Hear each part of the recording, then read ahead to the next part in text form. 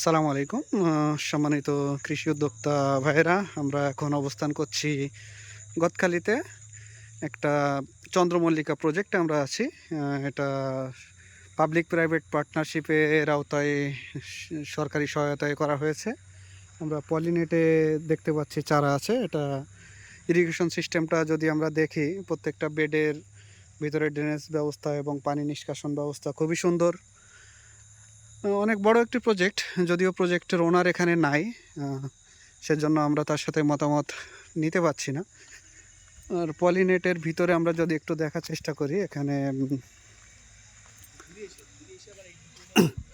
পলিনেটের ভিতরেও কিন্তু খুব সুন্দরভাবে বেড করে এখানে জারবারা, চন্দ্রমল্লিকা এগুলার চারা উৎপাদন করা হচ্ছে। এবং লাইটের যে কারণ, সেটা হচ্ছে দিনের আলোয় ফুলগুলা ফুটবে না, যার কারণে রাতেও আলোর ব্যবস্থা করা হয়েছে।